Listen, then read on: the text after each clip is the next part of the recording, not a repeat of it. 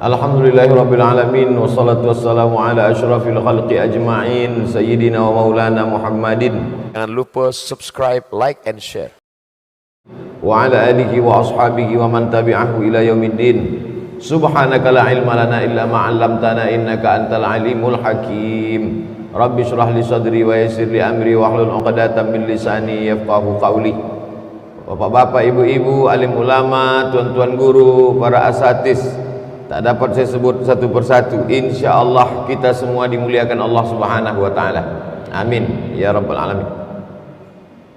Ini pertama kali saya tausiah pakai akuarium. Jelas nampak saya dari luar? Mana tahu dipasang pula kaca dari dalam nampak, dari luar tak nampak. Kita lanjutkan hadis yang ke-43 dari kitab Mukhtasar At-Targhib wa Tarhib karya Imam Al-Hafiz Al-Munziri yang diringkas oleh Al-Hafiz Ibnu Hajar Al-Asqalani rahimahumullah. Diriwayatkan dari sahabat Nabi Ubay ibnu Ka'ab radhiyallahu anhu, anin Nabi sallallahu alaihi wasallam qala, dari Nabi sallallahu alaihi wasallam beliau bersabda, qama Musa alaihi salam, Nabi Musa alaihi salam tegak berdiri, khatiban fi Bani Israel. Nabi Musa alaihi salam tegak berdiri khatiban, menyampaikan khutbah fi Bani Israel, di tengah Bani Israel. Bani anak, Israel, Isra artinya hamba, El artinya Tuhan, Israel hamba Tuhan. Nabi Musa alaihissalam adalah juga bagian dari Bani Israel. Nabi Ibrahim alaihissalam punya anak namanya Ishak. Ishak punya anak namanya Yakub. Yakub itu namanya dua, satu Yakub, satu Israel. Maka kalau disebut Bani Israel artinya anak cucu keturunan Yakub. Saya punya anak, anak saya itu nanti menikah punya anak cucu cicit. Anak-anak saya ini disebut dengan Bani Uwas. Yang sekarang ini sahabat Uwas. Anak cucu cicit itu disebut Bani. Bani kita ini semua Bani Adam, anak cucu Adam.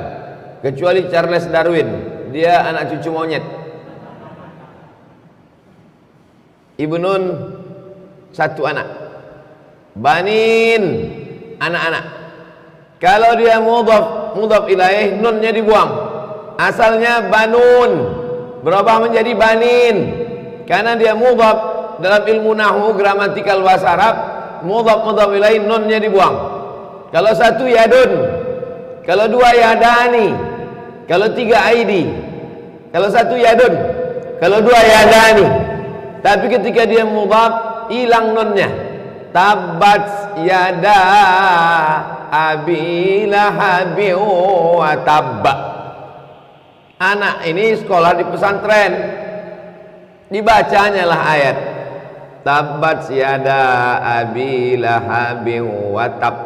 Ditanyanya oma ayahnya, mak ya, kalau satu kan Yadun ya, kalau dua Yadani ya, kalau tiga Aidi ya. Ini kenapa tabat yada? Kenapa tak tabat yadani? Mencret no ayah tak tahu. Itulah guna mak ayah ni mengaji. Kalau dia tak mengaji, dia serahkan anak-anaknya ke guru mengaji. Supaya kalau dia tak tahu, aku tak tahu, kau tanyalah guru mengajimu. Ini tata bahasa Arab. Banun, banyak. Banin, mudhaf ilaih, Bani Israel. Nabi Ibrahim punya anak namanya Ishak. Ishak punya anak namanya Yakub. Yakub namanya dua, satu Yakub, satu Israel. Cucu cicit dari Yakub ini Bani Israel. Yakub punya anak namanya Yusuf. Yusuf punya saudara namanya Yahuza. Yahuza ini cucu cicitnya disebut dengan Yahudi. Beda Israel dengan Yahudi. Dulu Israel dengan Yahudi ini satu. Setelah meninggal Nabi, raja-raja Yahudi ini namanya Daud. Orang barat menyebutnya King David. Daud alaihissalam. Daud ini punya anak namanya Sulaiman. mereka menyebutnya King Solomon. Raja di raja yang paling hebat menguasai alam jin, alam semut, alam hantu belau adalah Sulaiman alaihissalam. Paling luas kekuasaannya. Ada pula yang mengatakan Sulaiman ini kekuasaannya sampai ke Yogyakarta, maka disebut Sleman. Lalu setelah Nabi Sulaiman meninggal, pecah dua lah Israel tadi. Satu di utara, satu di selatan. Yang satu nama kerajaannya Israel, yang satu nama kerajaannya Yahudi. Jadi dua kerajaan. Lalu kemudian datanglah Raja Nebukadnezar, dihancurkannya lah tempat peribadatan di Palestina, hancur berkeping-keping, tercerai-berai, pecah belahlah Yahudi Israel tadi. Sebagiannya sampai ke Madinah. Itulah di Madinah itu ada orang Yahudi, Bani Nadir, Bani Quraizah, Bani Qainuqa, orang Khaybar. Lalu pada tahun 1946, Yahudi yang sudah tersebar ke Eropa, di Rusia, di Amerika, di Maroko, Yahudi. Lalu kemudian pada zaman Nazi Hitler benci betul dengan Yahudi. Maka terjadilah apa yang disebut dengan pembantaian Yahudi. Walaupun sebetulnya pembantaian Yahudi itu pun banyak bohongnya. Itu dibesar-besarkan oleh orang Yahudi. Sengaja mereka mengaku kami dibantai, kami dibunuh, kami diracun, kami dimasukkan ke dalam tabung gas supaya mati. Supaya apa? Untuk menarik simpati orang Barat, supaya orang Barat mau mengasihi mereka negara. Dan berhasil. 1946 mereka minta tanah, dapatnya lah tanah Palestina. Siapa yang mengasihi tanah Palestina itu? Yang mengasihi tanah Palestina itu adalah Inggris, laknatullah alaihim. Inggris, itu dosa besar Inggris mengasihi tanah Palestina ke Israel. 1946 sampailah hari ini dijajah, dihilangkan dari Google Map.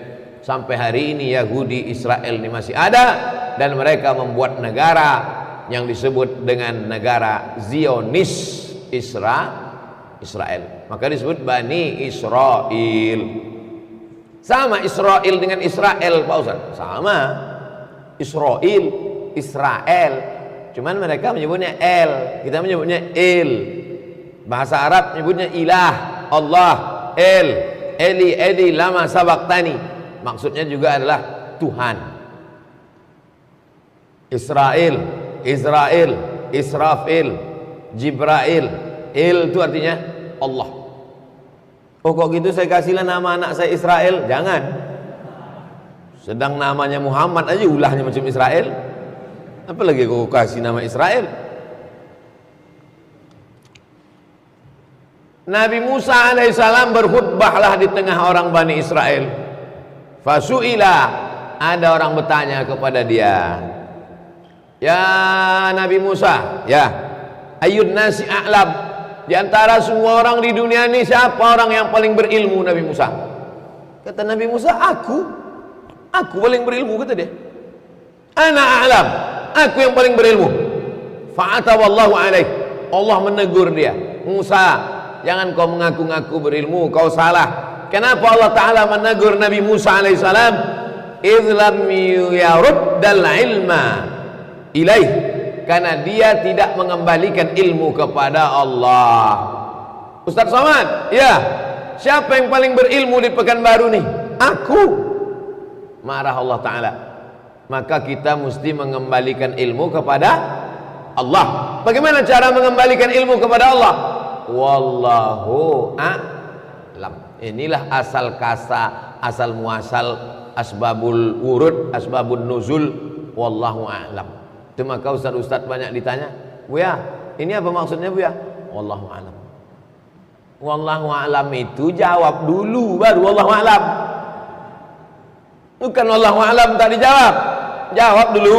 Menurut mazhab Hanafi begini, menurut mazhab Maliki begini, menurut mazhab Hanafi, Hambali, Maliki begini, menurut mazhab Syafi'i begini.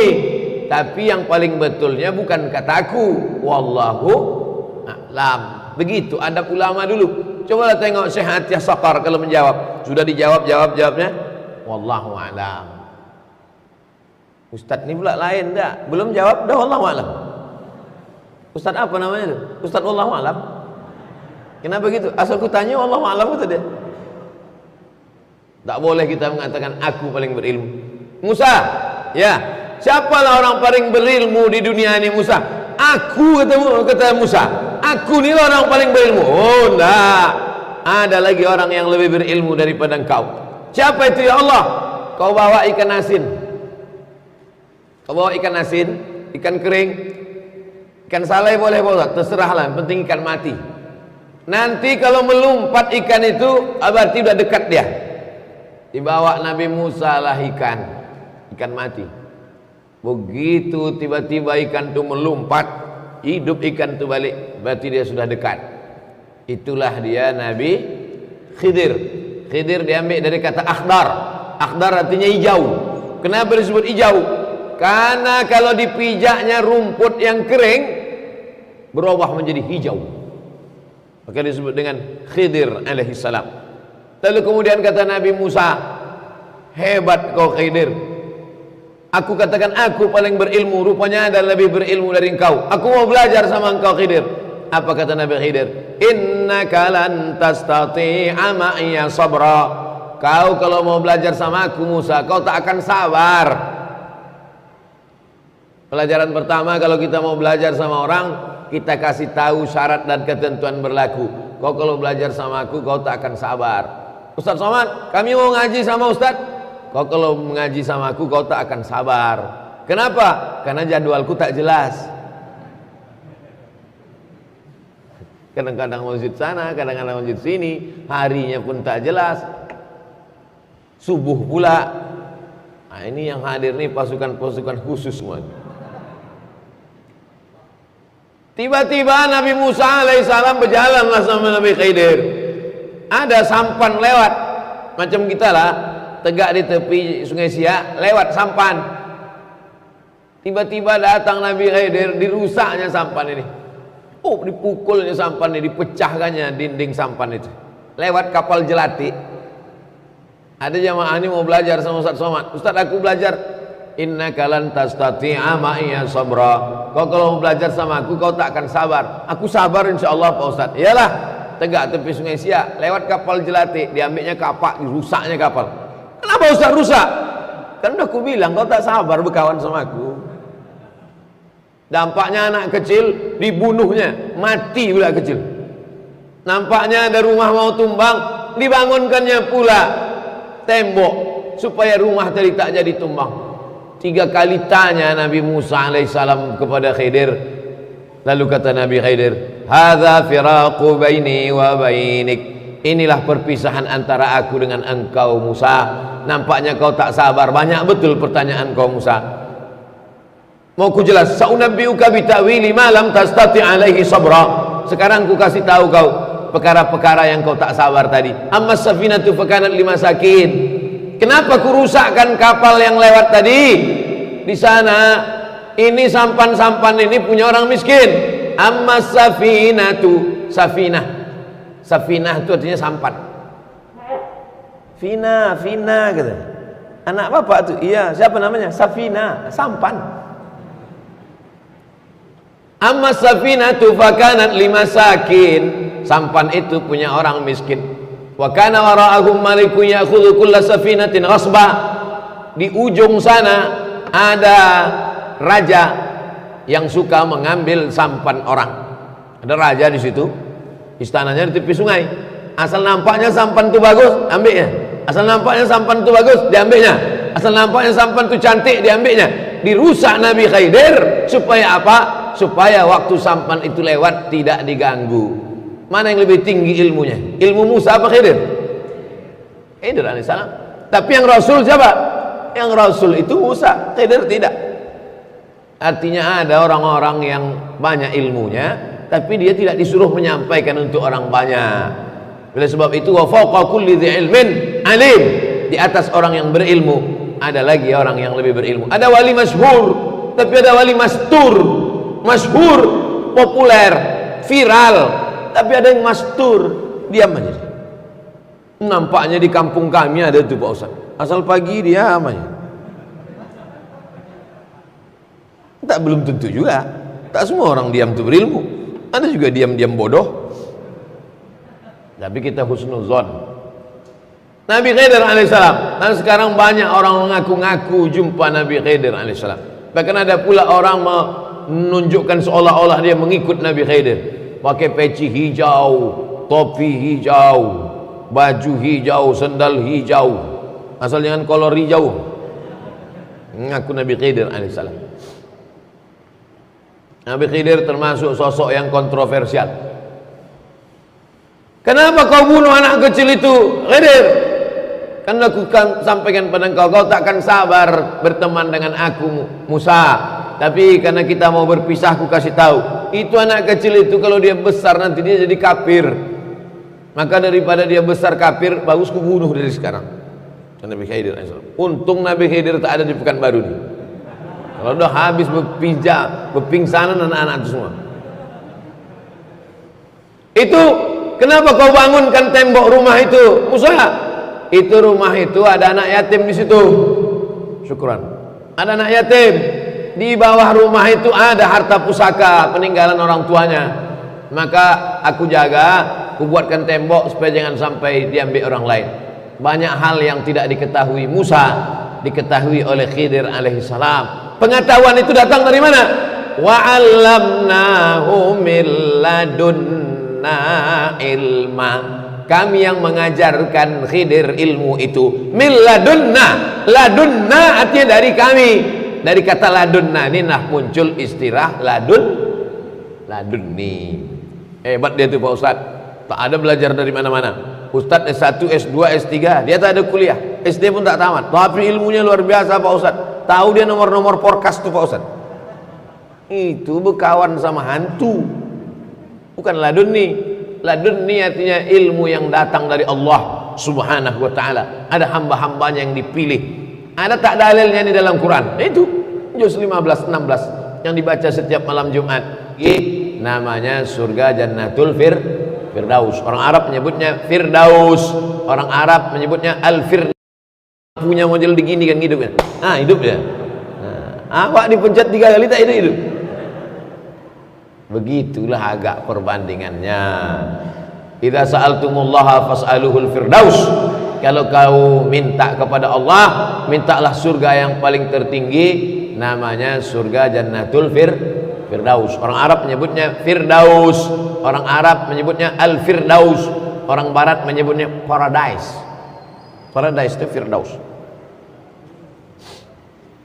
Apakah sahabat Nabi itu dengan kita? Sahabat Nabi itu langsung masuk surga tak melewati neraka? Man qala la ilaha illallah Muhammadur Rasulullah dakhalal jannah. Siapa yang mengucapkan la ilaha illallah Muhammadur Rasulullah dakhalal jannah. Semua umat Muhammad sallallahu alaihi wasallam masuk surga. Nabi yang mengatakan. Datang sahabat bertanya, wa in zana wa in saraq, bagaimana kalau dia berzina? Bagaimana kalau dia mencuri? Kata Nabi, wa in zana wa in saraq, dia berzina, dia mencuri, tetap masuk surga. Pezina, pencuri masuk surga. Cuman dia obok-obok dulu di neraka. Masuk dulu ke dalam neraka sampai gosong, sampai hitam. Lalu kemudian dia seperti biji tanaman yang diletakkan di tepi sungai, kena cahaya matahari, dari biji hitam itu keluarlah tunas yang hijau putih. Begitulah penghuni neraka tadi masuk ke dalam neraka hitam, lalu kemudian dikeluarkan di tepi sungai surga. Akhirnya dia masuk juga ke dalam surga. Tertulis di tengkuknya, mantan penghuni neraka. Makanya nanti kalau bapak ibu masuk surga, carilah yang tengkuknya ada tulisan itu. Pas tengok tengkuk, kau yang dibilang Ustaz Samad masuk lu. Kata dia, kau lebih besar pula lagi tanda. Makanya kita berdoa 7 kali pagi, 7 kali malam. Allahumma ajirna minan nar, Allahumma ajirna minan nar, Allahumma ajirna minan nar, Allahumma ajirna minan nar, Allahumma ajirna minan nar, Allahumma ajirna minan nar, Allahumma ajirna minan nar. Rabbana atina fid dunya hasanah wa fil akhirati hasanah wa qina azabannar. Kita maunya masuk surga, tak ada singgah-singgah di neraka. Caranya biar supaya tak singgah di neraka ini 2 saja. Perbaiki hubungan dengan Allah, perbaiki hubungan dengan manusia. Dengan Allah taubat nasuha. Tiap malam sembahyang sunat taubat, sembahyang sunat wudu, sembahyang sunat taubat, sembahyang sunat tahajud, sembahyang sunat hajat, sembahyang sunat witir tiap malam. Jangan sampai tinggal. Payah bangun Pak Ustadz, setel jam 4. Kalau payah bangun jam 2, jam 1, jam 4 bangun, supaya jangan tidur lagi sampai subuh. Bangun jam 4, mandi, sholat sunat wudu, sholat sunat taubat, minta ampun pada Allah, bersih. Kepada manusia jangan zolim, jangan aniaya, jangan sakiti orang, minta maaf sama orang. Mudah. Asal selamat dua hubungan ini, selamat dari neraka. Tapi kalau udah sama Allah maksiat, sama manusia, tahankanlah. Begitulah perbedaan kita dengan sahabat Nabi itu. Lau kana ahadukum anfaqa misla Uhudin zahaban, seandainya ada di antara kalian yang bersedekah emas sebesar bukit Uhud, ada di antara orang Pekanbaru ini sedekah emas sebesar bukit Uhud. Bukit Uhud itu panjangnya 7 km. 7 km itu kira-kira dari sini ke Batrepe lah ya. Dari sini ke Batrepe emas disedekahkan ya, itu tak sampai setapak tangan Abu Bakar Siddiq. Setapak tangan Abu Bakar Siddiq paling sekilo, 1 miliar. Emas 7 kilo. Kenapa beda? Karena kalian, kata Nabi, bersedekah pada saat aman, damai. Abu Bakar bersedekah pada saat genting, susah, nyawa taruhan. 13 tahun di Makkah, 10 tahun di Madinah. Abu Bakar Siddiq. Mudah-mudahan kita walaupun tak sebanyak amal Abu Bakar Siddiq, berjumpalah dengan Sayyidina Abu Bakar Siddiq di surga. Kenapa Ustaz tak minta jumpa dengan Nabi Muhammad? Kalau jumpa dengan Abu Bakar, tentu Abu Bakar ngomong sama Nabi, ya Rasulullah, ada orang Pekanbaru nih, bawa masuk ke dalam. Istri saya punya utang lumayan banyak sebelum nikah, sampai sekarang belum diangsurnya. Apakah saya sebagai suami wajib membayar utang bini saya ini? Kebetulan saya semalam melihat pesan Presiden B.J. Habibie ketika dia mau nikah dengan Ainun. Apa kata dia? Ainun, masa lalu milikmu, masa depan milik kita berdua. Nanti kalau kebetulan kalian nikah, bini kalian berutang, apakahlah ucapan B.J. Habibie tadi? Bang, sengaja ku diamkan, kalau ku ceritakan takut aku kau tak mau kawin sama aku. Apa Adinda? Utangku banyak. Adinda, kata B.J. Habibie, masa lalu milikmu, masa depan milik kita berdua. Maksud abang, kau bayarlah utang kau tuh. Ini banyak orang ini salah paham. Dianggapnya kalau sudah menikah itu menyatu. Dianggapnya kalau sudah menikah itu menyatu. Laki-laki salah paham, perempuan salah paham. Panggilnya bini, istriku sini kau. Sejak akad tadi, maka surat nikahmu, surat tanahmu, surat mobilmu, surat rukomu, semua punya aku. Karena akulah surga dan nerakamu. Tidak begitu guys. Kalau kalian anak muda nikah dengan perempuan, maka si perempuan itu tetap punya hartanya. Ini ruko punya bapak dia, ini mobil hadiah dapat bonus dia dari kerja, ini gaji dia, itu punya dia. Tak bisa kau ambil, tak bisa kau gugat. Kau pula kerja selama ini sebelum nikah, punya tanah, ini juga punya engkau, ini milik engkau, ini milik istrimu. Lalu apa bedanya? Di dalam harta milikmu ada punya istrimu. Di dalam harta punyamu ada hak istrimu. Tapi dalam harta istrimu tak ada hakmu. Ibu-ibu setuju?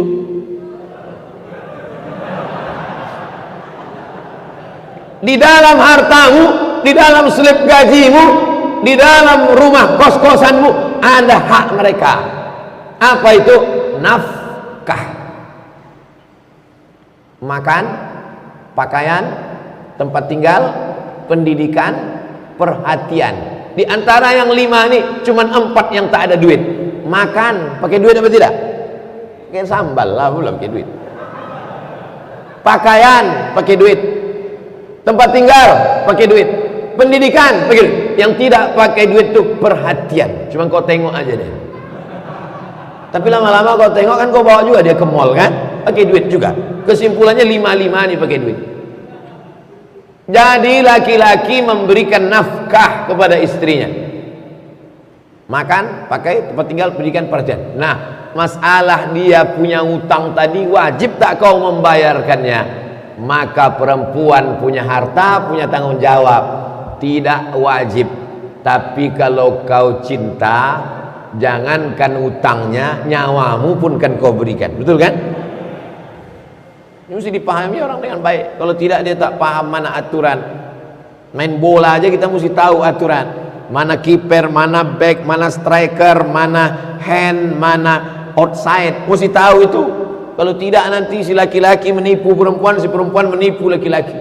Laki-laki yang cerdas tapi jahat ditipunya perempuan. Kau jadi istriku, maka surat mobilmu, surat tanahmu serahkan sama aku, karena surgamu di bawah tapak kakiku. Iya, kata bini bodoh tadi. Si perempuan yang pintar tapi jahat, gitu juga ke laki-laki. Karena kau sudah suamiku, maka kau wajib menanggung nafkahku. Ini surat-surat utangku semuanya. Laki-laki harus paham. Kalian harus ngaji. Bongak-bongak sedikit tak apa-apa, tapi jangan bodoh kali. Umur saya 25 tahun, masih lajang. Kenapa setiap hubungan saya selalu putus? Setiap ada niat mau nikah selalu putus. Mana aku tahu? Padahal niat saya baik, supaya tak terjadi dosa.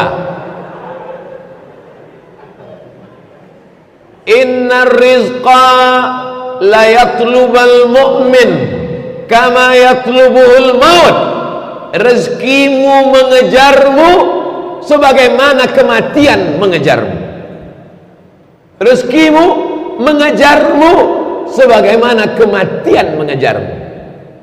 Lontong sayur saya pagi ini mengejar saya sebagaimana kematian mengejar saya. Istri itu rezeki atau tak rezeki? Rezeki. Maka calon istrimu itu mengejarmu sebagaimana kematian mengejarmu. Tapi tetap ada usaha dan ikhtiar. Jangan setelah ini anak-anak muda ini diam aja. Kau kenapa tak cari bini? Rezeki mengejar seperti kematian mengejar. Ada dulu kawan saya, umurnya waktu itu 42 tahun, masih lajang. Asal kumpul-kumpul pasti ditanya orang, kenapa tak kau kumpul bini? Kapan kau nikah? Tapi saya tak pernah bertanya sekalipun. Saya diam aja. Saya tak mau mempermalukan dia depan orang banyak. Sampai akhirnya pas kami berdua tak ada orang lain, kutanya dia. Saya manggil abang karena kakak kelas saya. Ada tak perempuan yang cantik nampak abang? Itu perlu ditanya dulu. Mana tahu jawaban dia, laki-laki yang nampak aku cantik, apa ya kan? Jadi saya tanya. Pas tak ada orang saya tanya, ada tak orang di Pekanbaru nih yang abang nampak cantik? Ada, kata dia. Mana orangnya? Coba tengok fotonya. Saya tengok. Oh, cantik memang. Di mana rumahnya? Rumah dia di sini, daerah sekitar sini juga. Besok pagi jam 10 kita berdua datang ke rumah itu. Saya tak mau mengejek-ngejek orang. Besok pagi jam 10 kita datang ke situ. Datanglah kami berdua. Assalamualaikum. Waalaikumsalam. Assalamualaikum Bu. Waalaikumsalam. Ini saya Abdul Somad. Waktu itu saya belum viral lagi. Ini saya Abdul Somad, sekitar 5 atau berapa tahun yang lalu. Ini saya Abdul Somad. Ini abang saya. Kami sama-sama lama. Jadi orang baik Bu. Anak ibu ada hubungan tak sama laki-laki lain? Tak ada. Niat kami ini baik.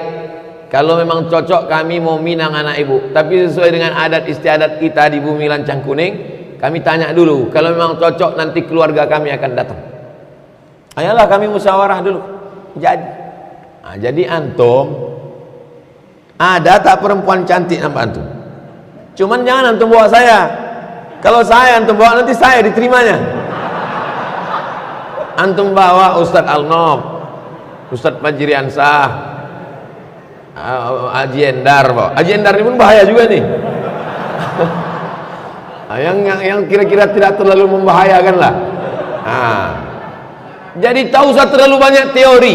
Nikah ini tak usah terlalu banyak teori begitu gini, nah. Langsung to the point. Sifat gul, tak gul cari gawang lain. Ini banyak orang sekarang berteori-teori. Itu tadi yang saya ceritakan, itu true story, kisah nyata. Gitu juga kalau nampak saya ada jamaah begini begono, begini begono, begini begono, saya tanya mana? Kita datang. Apa boleh bertasbih, berzikir, beristighfar saat khotib Jumat berkhutbah? Macam tak ada waktu lain. Idza quri'al Qur'an, kalau kau dengar baca Quran, fastami'u lahu, dengar baik-baik. Wa ansitu, diam, na'allakum turhamun, mudah-mudahan kau dapat rahmat. Saya sedang ceramah, pas saya sedang ceramah, adalah orang tepat di depan saya tuh baca Quran, pas di muka saya, dia baca Quran. Saya bilang, kau kalau mau baca Quran pergi kau ke sana, jangan di muka aku nih kau baca Quran. Macam menantang betul dia. Kita ini bukan laptop Core 2 Duo yang bisa dua-dua sekali kerja.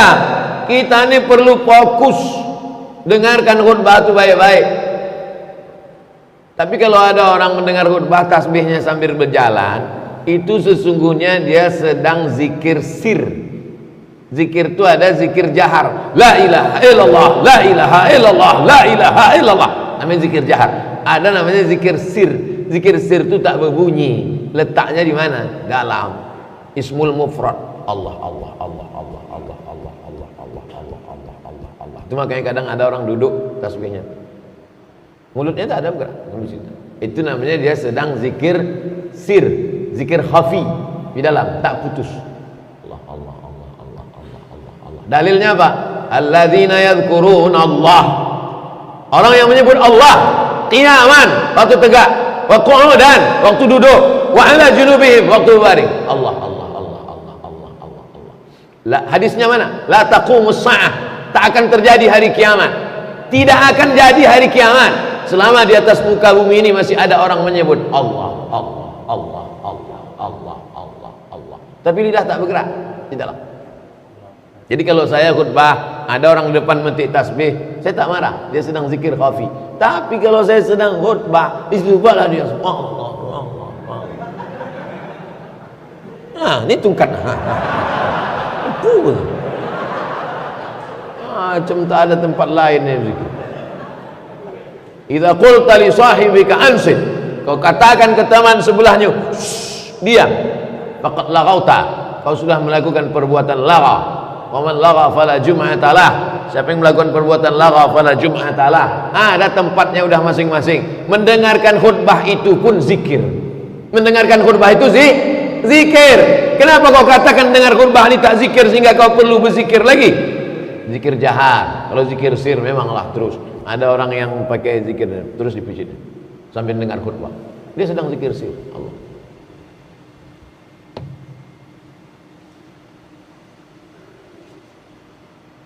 Saya tak pernah bertanya masalah bunga menabung di bank konvensional. Tak dikasih bunga pun tak apa-apa. Tapi pihak bank tetap ngasih bunga. Kau menabung dikasihnya lah bunga. Di Pekanbaru tak ada alasan untuk tidak menabung di bank syariah. Bank Riau Kepri Syariah, Bank Mandiri Syariah, BRI Syariah, BNI Syariah. Kecuali kau tinggal tak di mana, di Australia atau tak di mana. Di Australia pun ada bank syariah. Kau tinggal entah di mana, entah di kutub utara, entah kutub selatan, tak ada di situ bank syariah, hanya ada bank konvensional. Tak boleh menyimpan duit di rumah, takut dikhawatirkan datang perampok mudarat. Kau di mana nyimpan duit? Di bank syariah Pak Ustaz, di bank konvensional Pak Ustaz. Kenapa tak di bank syariah? Tak ada di kampung kami bank syariah, yang ada bank konvensional. Kenapa tak kau simpan di rumah? Takut pencuri. Pencuri tak ada Pak Ustaz. Terus biniku Pak Ustaz.